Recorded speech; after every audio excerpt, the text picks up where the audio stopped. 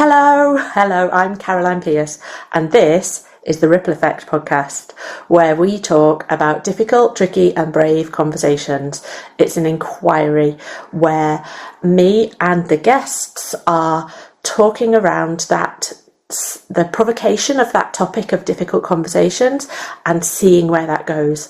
And the people that I'm inviting onto the podcast so that we can have a conversation are people who have really interesting opinions on the topic or really helpful tips for having conversations, for preparing ourselves for difficult conversations, for having the conversations and avoiding the difficult, not the difficult topic, but of like helping to make it less difficult.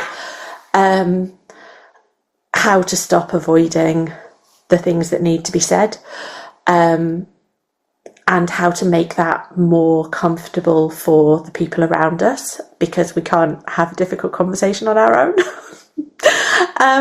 Anyway, Kevin is my guest today, and he's somebody that I have known for about a year. I met him at a conference last summer, and he's really lovely and really inspiring, and the work he does with organisations around communicating and how they communicate their impact and their value is so on the money, it's spot on in so many ways. And so my main actual interaction with him is from his newsletter and his Instagram posts, so absolutely follow him. But yeah, I feel like this is the first of a number of conversations that he and I are going to be having, and he's got such brilliant kind of wisdom, and mainly we'll be talking about mindfulness in this particular episode and how that can be just how powerful that can be for difficult conversations. And general relationships and life. So this is Kevin. Enjoy.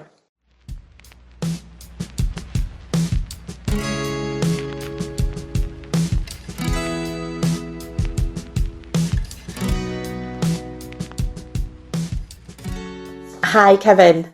Thank you so much for joining this conversation.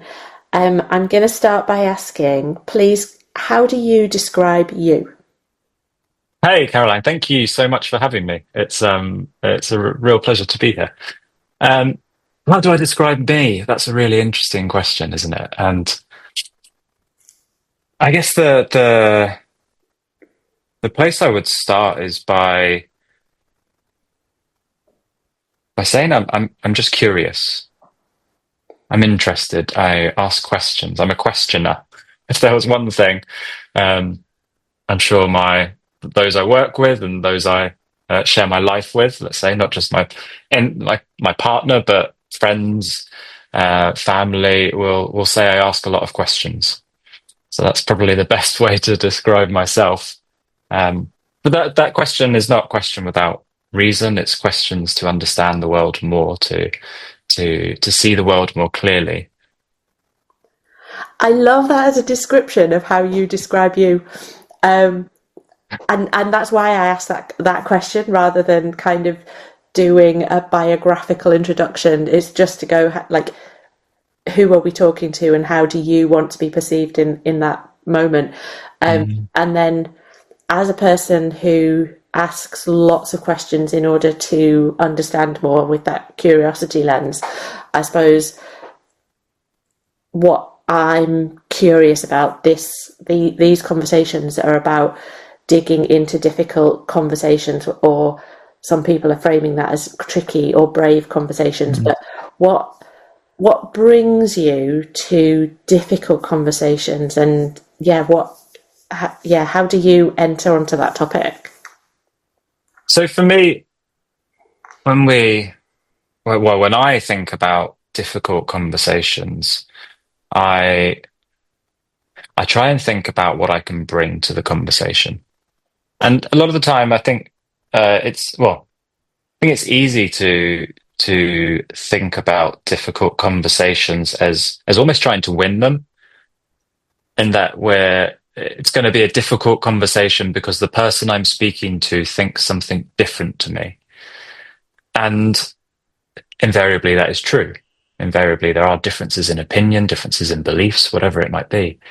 But the interesting thing for me is that those difficult conversations are not about winning, but about understanding, about coming to an agreement with this other person. And so what brings me to difficult conversations is that curiosity, is that moment of questioning. Sometimes that's frustrating for the other person when I'm in a difficult conversation because I'm just asking questions all the time, and the person is like, "Well, why aren't you arguing with me?" um, but I think the foundation of being able to work through a difficult conversation is to understand each other primarily, and then you can move forwards. Yeah, you brought up something that I've almost kind of forgotten about there. That thing of when you're like calm, reasonable questions make the other person or lead to the other person getting really furious. And I haven't had it very often, but I have had it a couple of times. And as you were kind of touching on that, it really reminded me of one in particular where, yeah, my calmness was like absolutely lighting the touch paper. That's not quite the right words for that, is it? But basically it made the other person almost explode. Mm. I got so angry. And there's something, yeah, I would love to know how to have not made that happen and to have dealt with it better afterwards, because in that particular situation, you're not my guide on this necessarily, but in that particular situation that I've mentioned, I was calm throughout, and then I shook for the rest of the day. It just, and didn't know how to process it afterwards. And then that person only ever spoke to me afterwards if she absolutely had to. So it was, yeah, that's a whole different type of difficult conversation, isn't it? Because you can't do I was going to say you can't do anything about how the other person comes to it, but that kind of has to be part of what we consider. I think it does, but I think there is also that there's a truth there. We can only impact the things we can impact, and what we can impact is how we come to a situation, right? And so I think that's almost where we need to place our focus on the things we can control. And so, I mean, what is that for me? So I guess the lens, the angle I'm thinking about all of this through is this angle of mindfulness, of self-awareness, and for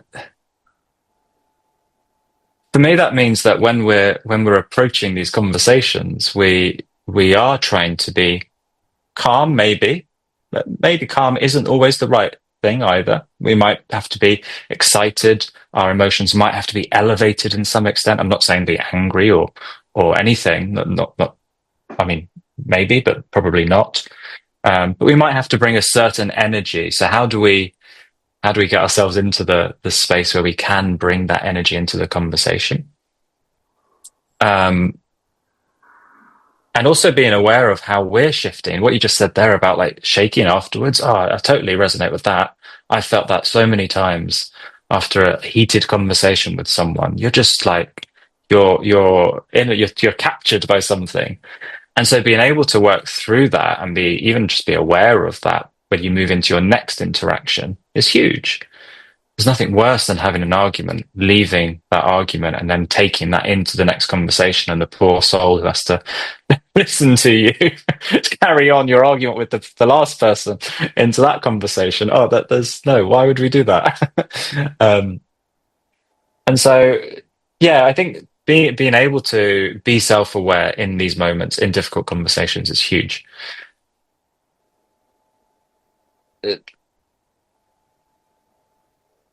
there was a framework I've heard about how conversations unfold, and it is. I'm trying to remember the chap's name. It's in a book behind me. Robert Poynton. I read it in his book, Do Conversation. Fantastic book. I've not read that. That would be a good starting point, wouldn't it? Great book. Great book. And he talks about conversations having three parts to them, there are three elements to conversation. They're not all separate. They might all be happening at once. They might be happening at different times. It might be a blend of all those three parts. But the way he frames it is that and I think he heard this from someone else, if I remember correctly. It says there's conversations of understanding, conversations of possibility, and conversations of action. And I thought, as soon as I read that, I just was sort of blown away by how powerful that is as a lens to look at conversations. Because, I mean, right now we're in understanding, right? We're trying to understand perspectives. And this is crucial when it comes to having a difficult conversation with someone. We have to understand each other. Then he talks about possibility. Well, once we've understood each other, we are allowed to move into the space of, well, what could be? What could we move into? How could we move forwards in this debate, this conversation we're having? And then we get to lean into the action, to actually doing that. So I thought that framing was really, really, really powerful to think about. Yeah.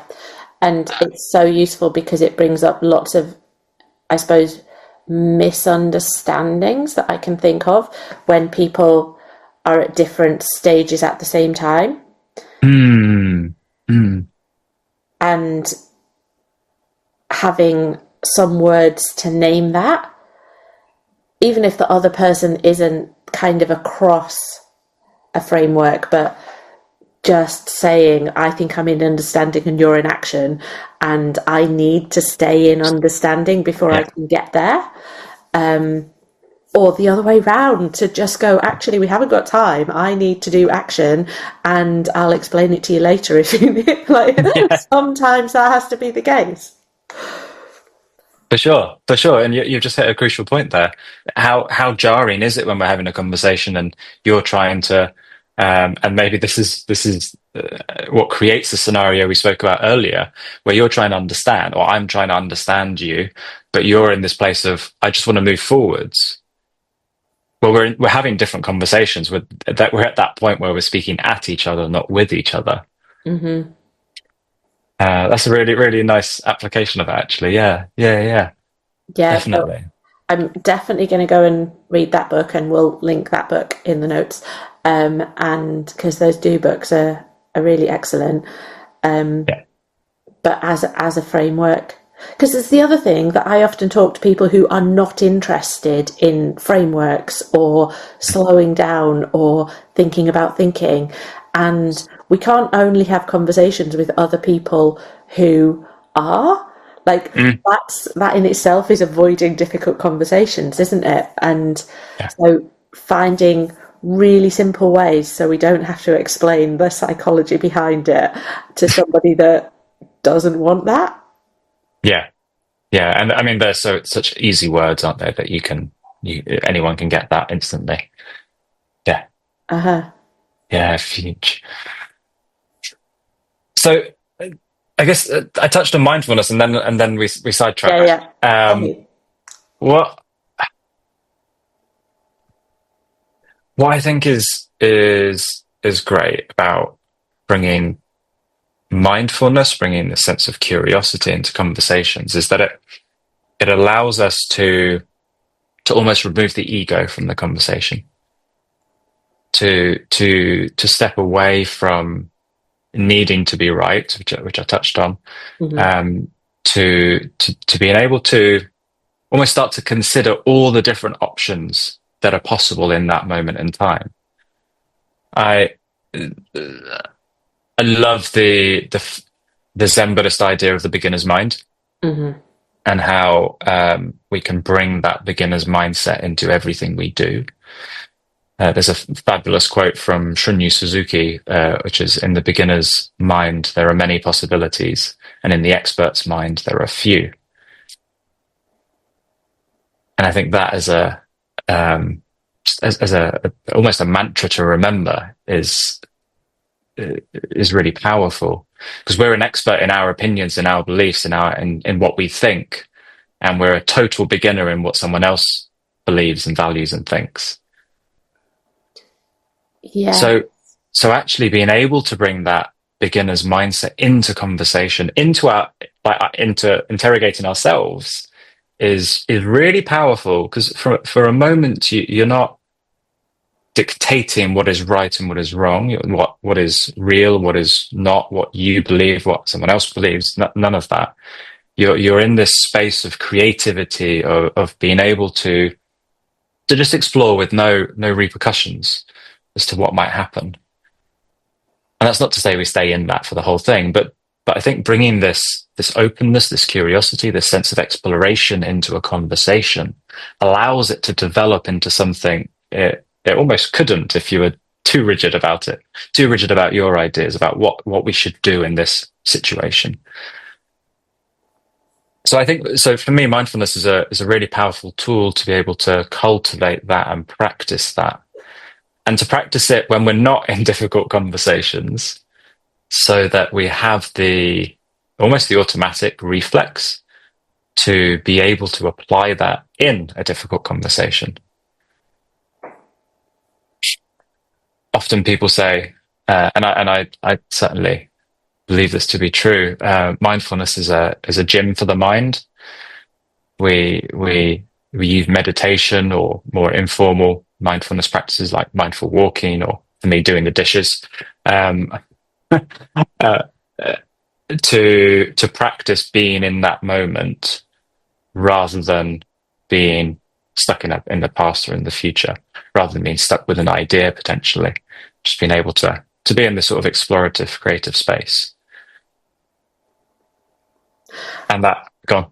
No. Just, it's like, I want to listen back to this conversation, because it's almost after every phrase I want to jump in and say something, and this is just going to sidetrack your thinking and what I want to listen to your thinking, and I want to platform your thinking, I suppose.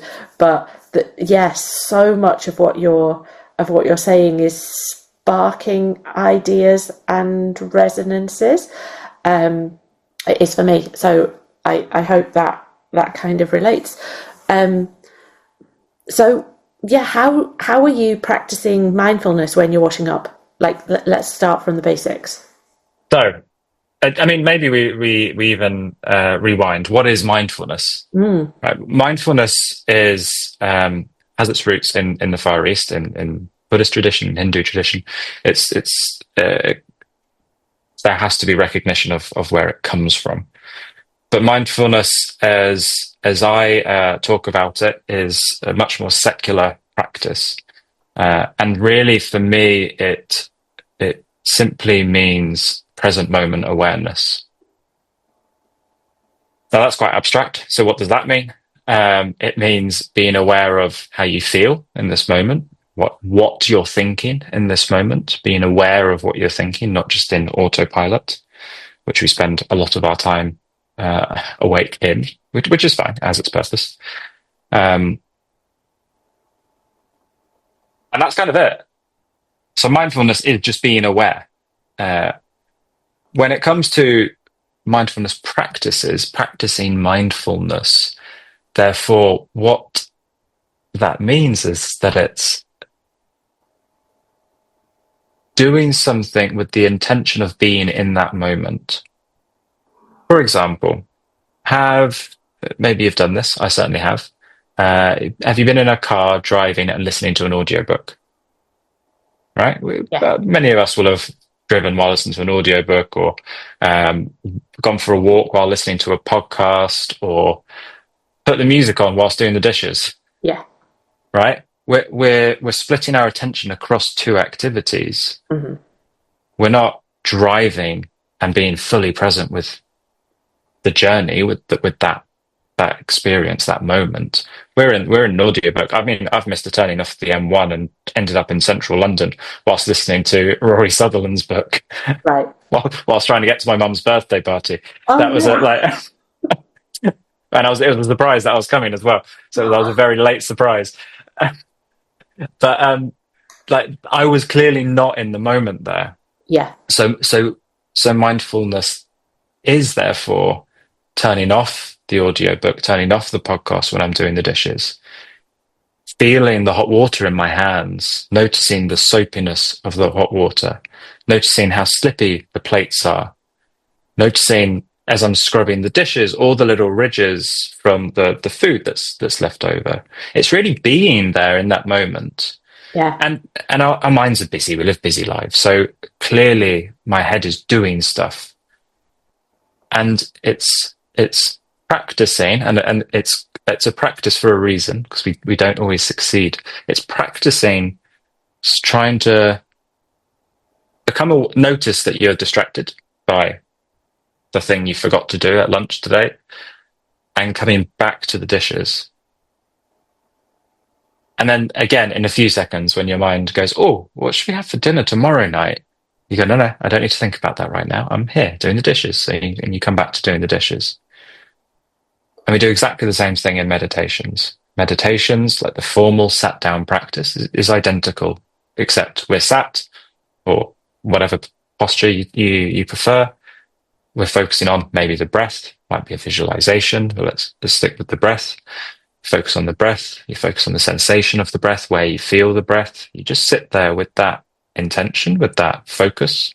And as soon as the mind gets distracted, which it almost always will, you go, okay, that was a thought that came in. I'm distracted by that. Or that's a feeling I noticed, or a physical sensation. That's a bit of discomfort, maybe. That's okay. I can come back to my breath. That's it. I don't need to deal with that right now. And it's simply that practice of being in this moment that is, on the face of it, so simple, yet impossibly hard to do consistently. So not impossibly hard, but like very, very, very hard. Yes, yeah, true. I exaggerated a little bit, but it's extraordinarily hard to do. And again, that's okay, because it is a hard thing to do. It is hard to just be here now and be present. We find it in moments like when we're, I don't know, I'm a rock climber. So when I'm climbing, either outside and it's like big scary stuff, or just at the bouldering wall, I just lose myself to that moment. Everything fades away. I'm just there with the problem on the wall that I'm trying to solve, and I'm just in my body. I'm on the wall, and I'm just loving life in that moment in time. I used to play music, and I mean, there's a photo of me. When I was on stage, again, I would be just in that moment, fully present, fully there. So there are these moments that we experience this in day-to-day life.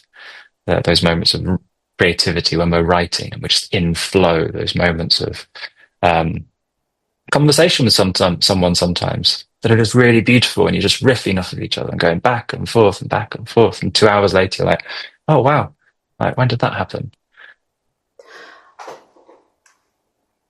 So I'm curious about the connection between mindfulness and meditation. What you're saying, that meditation is a version of mindfulness? And I think then my other question, when you were saying about like really, particularly the driving example, because years ago I had an advanced driving lesson, and in that advanced driving lesson you just have to like constantly talk and report what you're noticing. And then that made me think, well, in coaching, so much of the work is about notice what you're noticing. And then there's also that kind of de-stress technique. People, when they're in panic, often go, okay, let's count to 5 and say 5 things you can see and 4 things you can smell, and like that technique of really naming what you notice. And is that all in that same world? So to answer the first question, Yes, I mentioned informal and formal practices of mindfulness. Meditation is a formal practice. Yoga, Tai Chi, Qigong, those are all formal practices of mindfulness. And then washing the dishes, going for a walk, and just being really present with the walk. Those are informal practices. That they're a bit more varied. There's no strict structure to it. So yes, I think, and I think the consensus is that meditation is a way of practicing mindfulness. It's a subset within it. It's a tool within the tool belt. Right. And the driving in example you gave is really fascinating. To be speaking back what you're doing requires and almost forces you to be very aware of what you're doing, right? So, I mean, that's a beautiful way of encouraging that behavior in the driver. And I'm here, I'm doing this, I'm doing that. Like I'm sure you didn't think about anything else. Definitely not what you were having for dinner that day or the conversation you had with that person a few weeks ago. You're just in that moment there and then, right? Yeah. Yeah. So There's something about the point of that is to make you a much better driver. And it's a practice of noticing exactly what you're doing, because driving is often the example people give of unconscious competence. The thing about going, well, we know how to do it, so we don't actually notice what we're doing, and actually that's when it's definitely but that's when errors kick in. And yeah, there's a bit of me that now wants to go out for a walk and like narrate everything I notice on a walk and see how that's different. your example about the senses as well, and reconnecting with the senses is a really I mean, just that as a tool is a really powerful tool. Like the 5, 4, 3, 2, 1, and whichever senses, I can never remember which way around it is, but 5 things you see, 4 things you hear, 3 things you can touch, 2 things you can taste, smell, 1 thing you can taste. It's probably a good order to do it in. Don't go around tasting things. Not 5 things at once. But what is that doing? What is that doing in that moment? I mean, if someone is having what was the example you gave? Sorry. Did you say a panic that was attack? a panic. A panic attack. That's often when I hear it. If we're catastrophizing about something, we are locked into that story, right? We are going over and over of that story, and what could happen? What's the worst that could happen? Oh my God! Like we can't think of anything else in that moment in time. And so all we're doing, but with that technique, is becoming aware of the world around us, reconnecting ourselves with our body rather than getting stuck up here, reconnecting with the body and reconnecting with the external environment and becoming aware. It really is, in my humble opinion, I am no psychologist. I'm not a doctor or anything in this space. I'm a practitioner and teacher of mindfulness, but that is all. In my opinion, that is what we're doing. We're just reconnecting with the present moment experience and getting ourselves out of that space of catastrophe, or out of someone who comes to my regular classes calls it story world. And I think that's such an apt description, because it is a story we're living. Our lives are a story. And sometimes we get lost in a story rather than in the real world. Yeah. And Brené Brown says, just to check in with what's the story I'm telling myself. And I think that for me, that brings this back to the difficult conversation, because how to apply this being present. So finding ways in life, when you're doing the dishes, when you're on, like all those things, to just remember how to reconnect and how to be present, then takes you, it just like strengthens, so that then when a either when you have to start a conversation or when a conversation comes to you, like that you've got these tools to hold on to almost. Yeah. I was reminded of a phrase recently, which is seemingly applicable to all areas of life. And actually, maybe that is obvious why it is. But the phrase is, how you do anything is how you do everything. And the context that I heard it in, and that was reminded of it in, was an entrepreneur talking about excellence. And yeah, okay, great, it works in that sense. But it also works in this sense. If I'm constantly or consistently trying to be aware of how I'm showing up in the world, what I feel in this moment, the story I'm telling myself, that Brené Brown quote is fantastic. The story I'm telling of this moment, then I can do something with that. I'm empowering myself to move forwards with intention. Yeah. But if we live in autopilot mode all the time and just don't pay any attention to how things make us feel, how we respond to stuff, then we're just going to stay in that world. And so how we do anything is how we do everything. It's so true. I think it is true. I definitely know that past me would have disagreed, and I know a lot of people would disagree, and so it might hit objections, I think. But for me, what I learned about that is, and so the specific example of is often a lot of the people that I work with are excellent in one area and are delivering and are high level and are absolutely abandoning the rest of their lifestyle. That, like, if they did the wheel of life, it's like they're at 10 in one area and at 2 in everything else. And so when you're in that mode, it's really hard to resonate with this idea that how you do everything is how you do anything, that those two things are the same. Yeah. But what I came to realize is, if everything else is a 2, that 10, number one, the stakes are really high on that 10, but also it's, if something goes wrong, it can very quickly drop to a 2. And so it's not a consistent solid, because it's really possible that when it tips over the edge, you're just going to fall apart.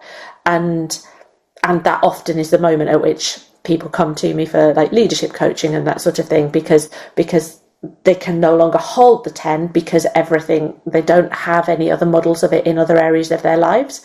And doing Wheel of Life on my coaching training, when I came in with definitely that mindset, it's really fine because I'm high performing on this and this, but totally abandoned everything else in my life, that the person who was teaching it was like, it doesn't matter so much what number you've got, it matters more that it's smooth. And I'll put a link to Wheel of Life in case anybody doesn't know what that model is. But yeah, that actually how you do something is potentially how you do everything. Yeah, and it's like with everything in life, it's not a hard and fast rule, is it? It's a guide. It's a lens you can look at things through and go, oh, is this how I do other stuff? And you can almost start to just analyze and get a better understanding of you as a human, about how you're showing up in the world. Yeah, that's a really interesting reflection back on that. And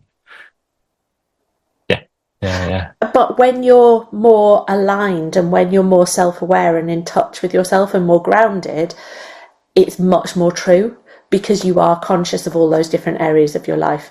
And you're going to, but like if in that example you're a 10, that difficult conversation comes to you in your area where you're super, super proud, and or not even proud, but like capable, doing really, really well, but then it triggers something from some other area of your life, and that can tip you over from being absolutely calm and in control to something else.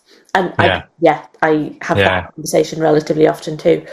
So Oh, that's really interesting, because when you start to combine this idea of how you do it, anything is how you do everything, with the Brené Brown quote you shared about, like, what's the story I'm telling myself at this moment? You could, you can almost start to go, well, what's the story I'm telling myself at the moment about how I'm doing this thing? Is it that I'm a high achiever, or is it that I'm a perfectionist? Very similar stories in some scenarios, yet could bring very different outcomes. Perfectionist in one space could be high achieving, but if I was a perfectionist about how I did DIY, I would never start anything. So while they could deliver very different outcomes on the face of it, they might be the same story, underlying story in there. It's just that we haven't found that story yet. That's a really, really interesting combination of like threads to pull and weave into something. I'm not sure. I'm just rambling there. no, but it just shows, it highlights that questioning and that, like, I've not actually talked to you very many times, but when I talk to you, I'm like, oh, I could talk to you for hours. And like, I see your LinkedIn posts, I'm like, so interesting. Every single time you just make these really fascinating observations. And I just, like, yes, it's probably a combination of like your developed personality, but also that mindfulness practice Mm. of actually, it's much more possible to make these open observations without assumption, without expectation, when you've got a practice of groundedness. Yeah, yeah, and actually, you raise a really interesting point, and to bring it back to this idea of tricky conversations. But one of the things that uh, we practice within the mindfulness discipline is this idea of non-judgment, and that's almost crucial to a difficult conversation. Is not coming with judgment, or trying to, as much as possible, be aware of the judgment that is inherently happening as someone says something. You might go, "Oh, I really disagree with that," and it's like, okay, that's cool. Like, that's good to understand. But if you don't understand that you're disagreeing with that, and you're just disagreeing with that, then all of a sudden we get into much more heated conversations that can sometimes be less productive than if you go, "Oh, okay, I disagree with that. Can I understand a bit more about that point? What is it that I disagree with? How do we talk about this specific sticking point?" Yeah. Um, I'm going to try to sum up. It's, well, like I said, I want to listen to this again, but mindfulness and curiosity and questions and noticing feel like the summary of your points, and like being aware of yourself Mm. prepares us prepares us for the tricky conversation. Yeah.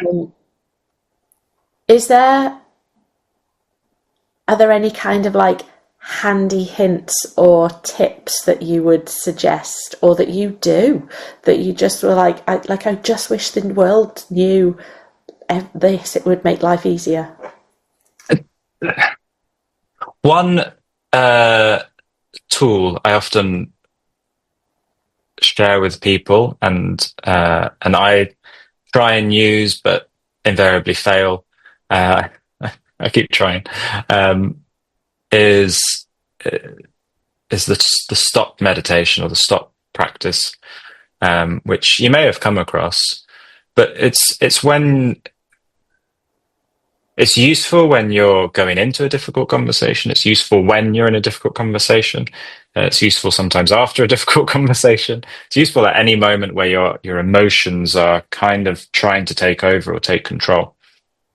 And STOP is an acronym, and it stands for this: stop, take a moment.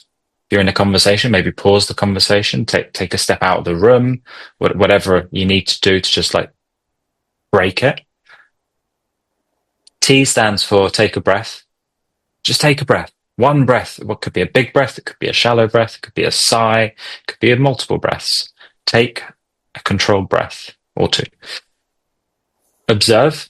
So observe how you're feeling in that moment. Really observe it. Point, where do I feel this?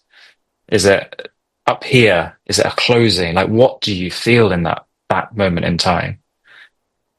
Maybe name it if you can. Oh, this is anger. This is anxiety. This is hurt. This is loss. This is joy. This is happiness. This is connectedness, whatever it might be. Name it and then proceed with intention. You're just taking, you could do this in 2 seconds. You could take 20 seconds. You could take 2 minutes. It doesn't really matter. It's just stopping, taking a breath, observing how you really feel in that moment. And then you can proceed with intention. Move forwards in the way you want to move forwards in that moment. That might be, I can't have this conversation right now.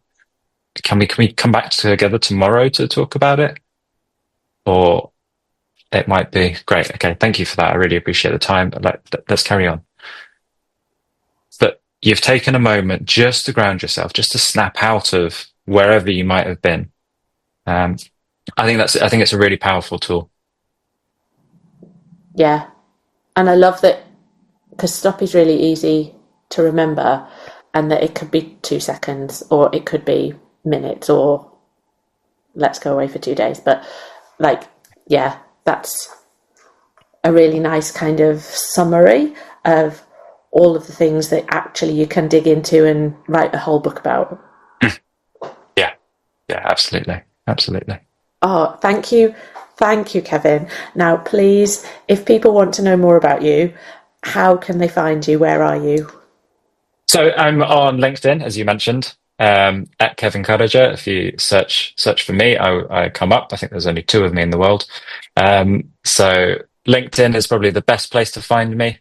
And then there's various projects I'm involved in, but I can share links to those for you to include in the show notes. But yeah, I'm on LinkedIn. I also run a newsletter that's probably the most interesting other place to find me, which is about change in our own lives, change in society, and how we use story and behavioral science to explore change. So that might be of interest to some of the listeners as well. Yes, definitely, and we'll pop the link for that. And is there a link for that on your LinkedIn as well? There is, yes, there is. Yeah. Thank you so much. Thanks for joining us on our inquiry into difficult, tricky and brave conversations. Please like and subscribe and join the conversation over at theripple.Substack.com. That's THERIPL.Substack.com.